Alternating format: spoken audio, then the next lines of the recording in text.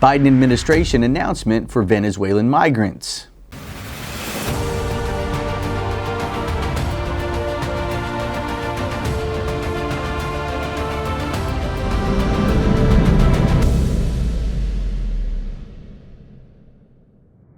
The Biden administration announced new guidelines for Venezuelan migrants, under which some will have a pathway to temporary residence in the United States, and others who cross the border without authorization or proper support from U.S. relatives who can obtain funding will be sent back to Mexico. Thousands of Venezuelans seeking asylum from political and economic turmoil are now being turned away at the U.S.-Mexican border, leaving the asylum seeker no place to stay other than northern Mexico. This announcement is part of a plan from the Biden administration that will allow up to 24,000 Venezuelans the right to temporarily work and live in the United States if they can find an American sponsor. The rest of them will be denied entry under a new deal just reached between the U.S. and Mexican governments. What are the asylum qualifications? To qualify for asylum, Venezuelans must have a supporter in the United States who will provide financial and other support, pass rigorous biometric and biographic national security and public safety screening and vetting, and complete vaccinations and other public health requirements.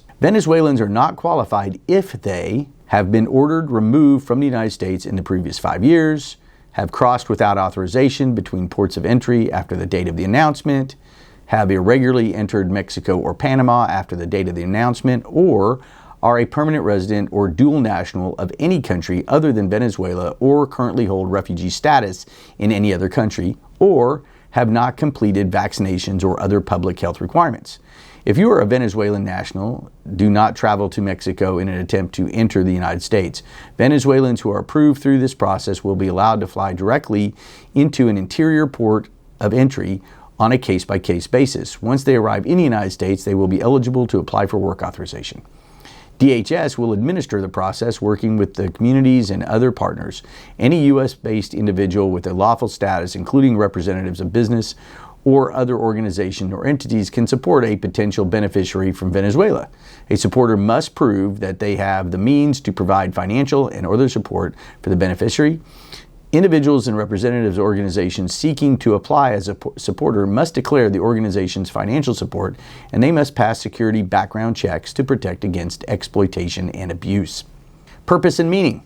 According to the administration, the goal of the new policies is to safely, humanely, and expeditiously process Venezuelan migrants seeking asylum in the United States. Under the new guidelines, migrants who can demonstrate a credible fear of persecution if they were to return to Venezuela will be allowed to enter the United States and have their cases heard by an immigration judge. Those who cannot demonstrate a credible fear of persecution will be returned to Mexico. The policies are a sharp departure from the Trump administration, which placed strict limits on asylum seekers and required them to wait in Mexico for their cases to be heard. The Trump administration also implemented a zero-tolerance policy that resulted in thousands of children being separated from their families at the U.S.-Mexican border. These policies are good news for Venezuelans, who are now becoming the fastest-growing nationality to migrate over. Some Venezuelan migrants have already crossed over, sought shelter in overcrowded cities in Texas, and boarded buses by Republican governors to Washington, D.C., Georgia, and New York, while Republican Governor DeSantis boarded migrants to Martha's Vineyard by 2 separate planes. Migrant allowance. Migration from Venezuela has increased year over year since 2014. This year, nearly 8 million migrants have left Venezuela and have left their country to migrate north. That accounts for more than 25% of the total population of Venezuela. Most of these migrants are moving to Colombia, totaling near up to 2.4 million, according to DHS and the Department of Homeland Security. The Biden administration has not yet said how many Venezuelans will be allowed to enter the United States under the new policy, nor has it specified how long they will be allowed to stay. Some estimates are around 5,000 to 10,000. However, officials have said that the number will be limited by the government's ability to process asylum claims in a timely manner.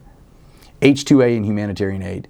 The United States, in partnership with Mexico, is committing to further expanding lawful labor pathways for Mexican and Northern Central American nationals. Last year, the United States doubled the number of H-2 visas issued to nationals of Northern Central American countries like Guatemala, Honduras, and El Salvador, including a set-aside of 20,000 nationals of Northern Central American countries and Haiti.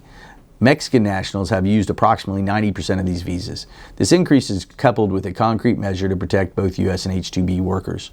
Furthermore, the Biden-Harris administration ensures ethical recruitment and dignified labor standards for foreign workers by launching a White House-led worker protection task force. By doing so, they are protecting U.S. workers. The United States is also reviewing its commitment to tackling the root causes of migration and supporting countries in the region most impacted by these flows. For that reason, the United States has announced an $817 million package in new assistance under the Los Angeles Declaration on Migration and Protection. This humanitarian aid package includes more than $240 million in new regional humanitarian and security assistance, $376 million in addition to humanitarian assistance for people affected by the Venezuelan regional crisis, and more than $199 million in additional humanitarian assistance for Mexico and Central America.